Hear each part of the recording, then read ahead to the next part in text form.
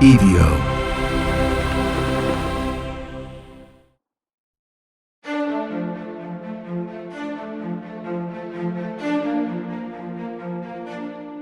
Welcome back to the Ides of April.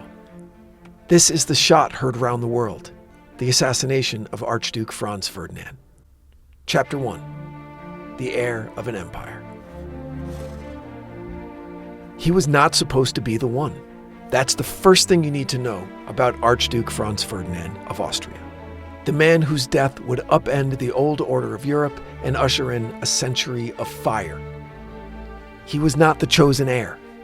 He became one by default, the improbable product of dynastic attrition and a long string of inconvenient deaths. Franz Ferdinand was born in 1863, a Habsburg by blood and temperament. He inherited the arrogance of empire, but carried somewhere beneath it a strain of idealism that made him unpopular in his own family.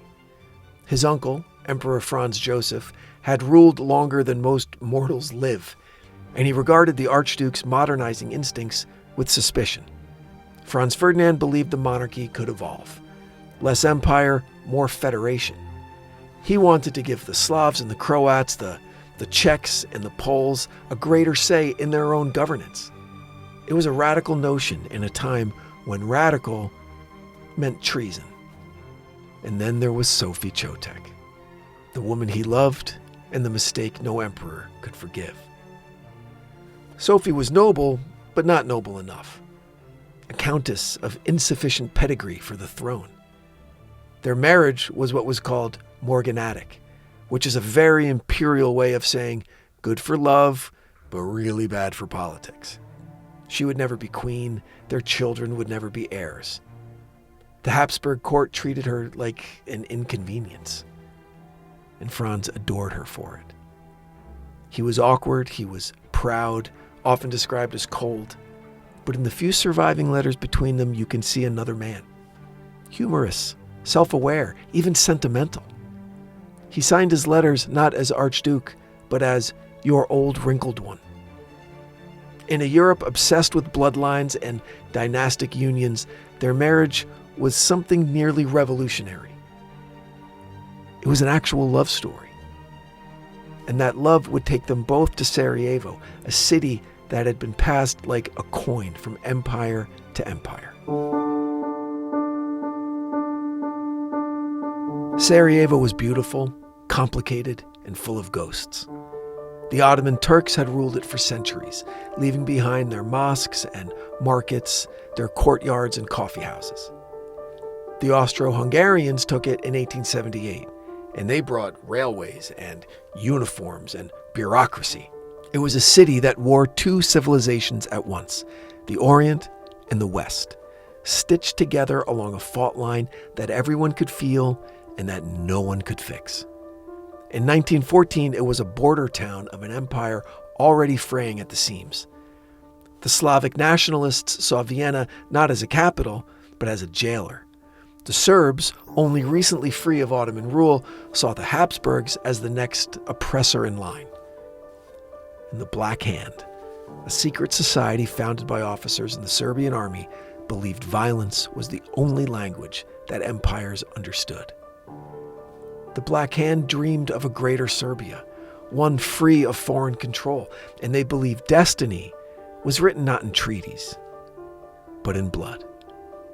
And so, the Archduke, dutiful heir, reformer, husband, father, set out on a goodwill tour through Bosnia. It was part diplomacy, it was part parade, part imperial theater. He would review troops, he'd shake hands, give speeches about unity. He would do the kind of work that made emperors feel relevant and made subjects feel seen. And he brought Sophie with him. Now, that was against the advice of everyone who cared about his safety. But it was their anniversary weekend. He was warned that the visit was dangerous. He was warned that nationalists were plotting something. He was warned that Sarajevo was a tinderbox. But to cancel would look weak. To avoid danger was to invite shame. And besides, no one kills archdukes. Not in the 20th century, not in the age of telegrams and tea sets. Civilization had come too far for that. And so, on a bright June morning in 1914, the Archduke and his wife, celebrating their wedding anniversary, boarded a train for Bosnia. The carriages were polished, the uniforms immaculate. The flags of empire fluttered in the summer wind. In Vienna, the emperor barely noticed. In Sarajevo, a group of teenage conspirators waited with pistols and cyanide. They were barely men. They were idealists, dreamers, fools. They carried disease in their lungs and destiny in their pockets. And they believed, with an almost religious conviction, that killing one man could save a nation.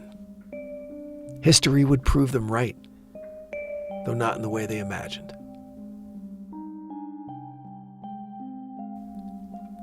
Chapter 2, A City on Edge.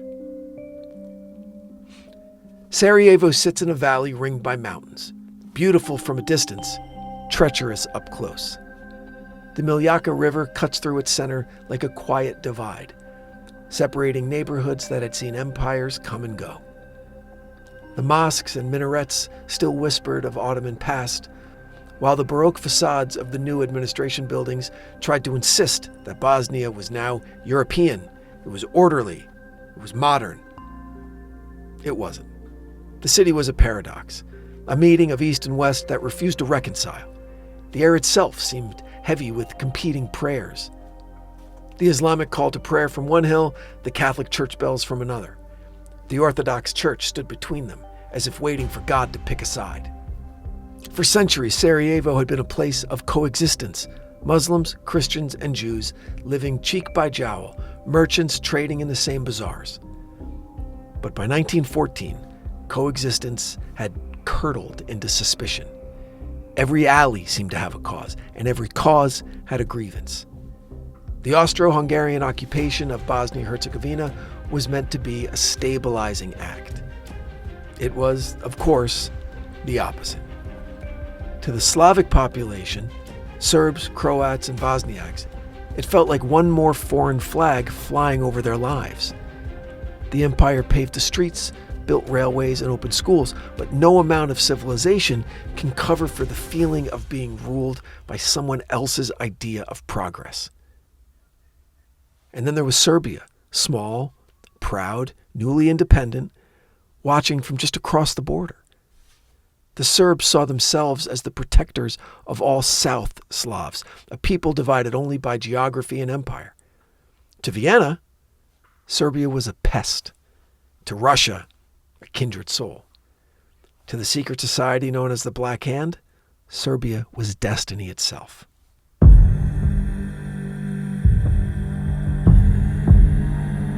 Okay, so the Black Hand was not an army, although it was filled with soldiers.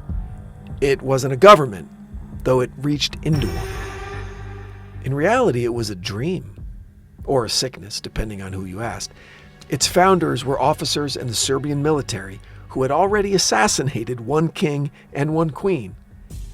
They saw themselves as the vanguard of liberation, the men who would tear down empires so that nations could rise. Its recruits were young, romantic, and unwell. Some carried tuberculosis, and all carried fury. They were the generation born too late for independence and too early for peace. They believed that freedom was a holy thing, and holy things required sacrifice. In May of 1914, 6 conspirators were chosen to travel to Sarajevo. Among them was a 19-year-old student named Gavrilo Princip, small, frail, and obsessed with the idea of martyrdom. He'd flunked out of school, he'd failed to join the army, he'd failed at almost everything except a burning hatred. Hatred was his gift.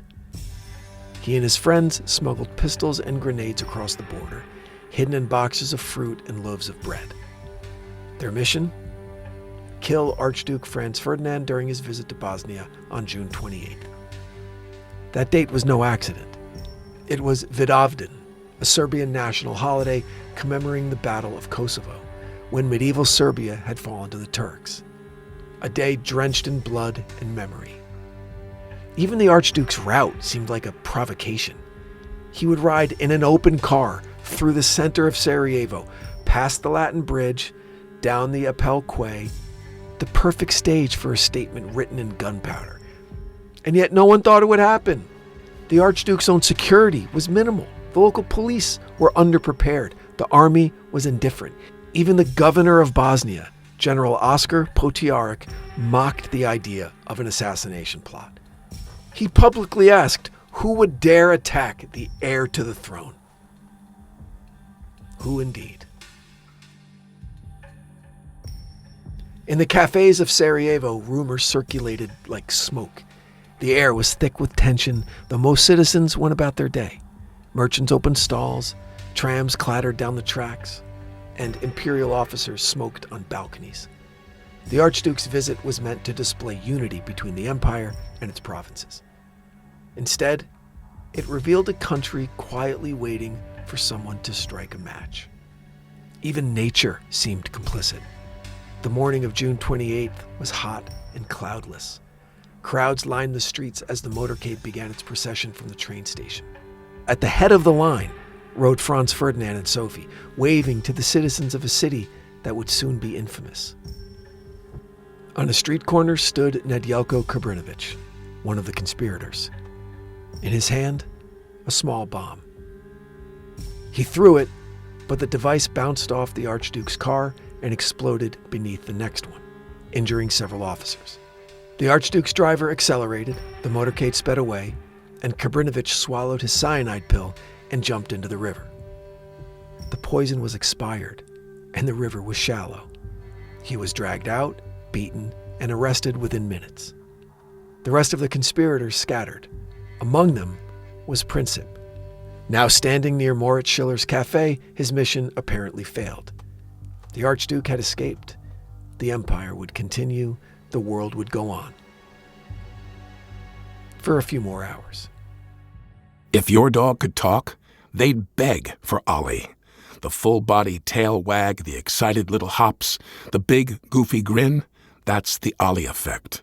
Ollie delivers clean, fresh nutrition in 5 drool-worthy flavors, even for the pickiest eaters. Made in U.S. kitchens with highest quality human-grade ingredients, Ollie's food contains no fillers, no preservatives, just real food.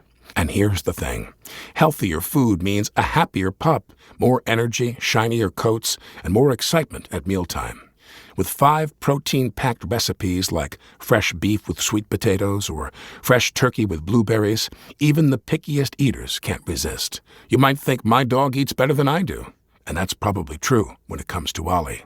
Get your welcome kit. For any first-timers, Ollie will send out your pup's first box with 2 weeks' worth of meals, a free storage container for mess-free serving, and a guide of how to gradually switch them over to their new diet.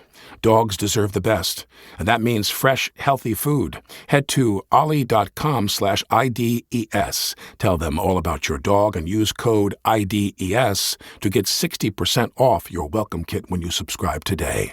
Plus, they offer a happiness guarantee on the first box, so if you're not completely satisfied, you'll get your money back. That's OLLIE.com/IDES and enter IDES to get 60% off your first box. Quick question. Could you list every financial account you have right now? Your 401k, checking, savings, investments, maybe even that old retirement account from a job 10 years ago? Most people can't. And that lack of awareness usually means money is being left on the table. That's where Monarch Money comes in. It's an all-in-one personal finance tool that organizes your entire financial life in one clean dashboard on your phone or laptop. In minutes, you can link all your accounts, see where your money is going, and get smart visuals that make the big picture clear. No more juggling apps, no more spreadsheets. Monarch is designed for people with busy lives. It helps you save more, invest smarter, and actually feel in control of your money. That's why it's been named Best Budgeting App of 2025 by the Wall Street Journal, Forbes' Best App for Couples, and even recognized by CNBC as one of the top fintech companies in the world. So stop guessing, stop leaving money on the table, and start feeling confident about your finances. Don't let financial opportunity slip through the cracks. Use code IDES at monarchmoney.com in your browser for half off your first year. That's 50% off your first year at monarchmoney.com with code IDES. Chapter 3. Europe in Tinder. The story of the Archduke's death doesn't make sense until you understand what Europe looked like in 1914. It was a continent in a tuxedo. Outwardly polished, inwardly dying. The capitals glittered with electric lights and champagne. The monarchs wrote each other letters addressed "Dear Cousin." The diplomats toasted peace at dinners designed to prevent war. And yet, behind every polite smile, every imperial anthem, there was a weapon waiting to be used. The 19th century had been one long party. Industrialization had made Europe rich. Colonialism had made it powerful. Nations carved up Africa and Asia as if they were charcuterie boards at a millennial get-together. But the party was ending. Beneath the velvet and silver was a nervous hum. Nationalism, resentment, fear. The old empires were cracking. The new nations wanted their place at the table. There were 5 major powers in Europe. There was Great Britain, France, Russia, Germany, and Austro-Hungary. Italy hovered somewhere between ally and opportunist.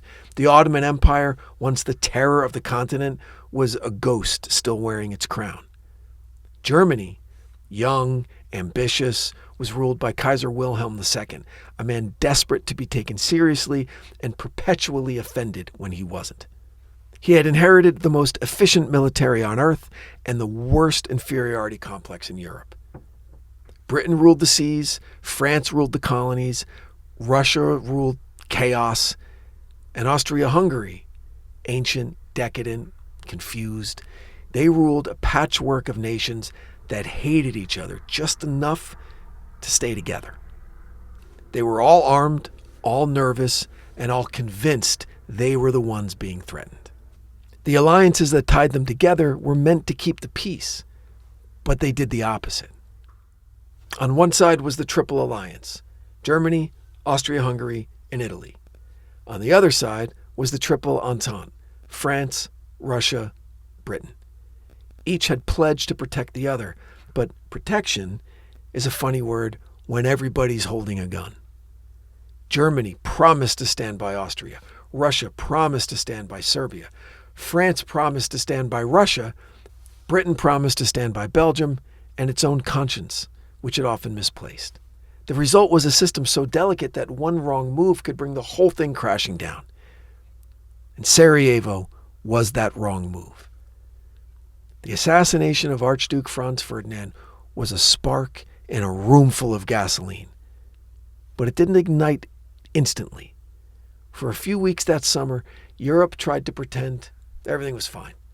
Monarchs went on holiday, aristocrats attended their balls, and the newspapers published stories of regrettable incidents and regional disturbances.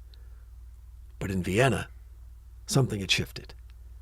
The empire was humiliated. Its heir was dead. And even though the assassin, Gavrilo Princip, was Bosnian, the finger of blame pointed directly at Serbia.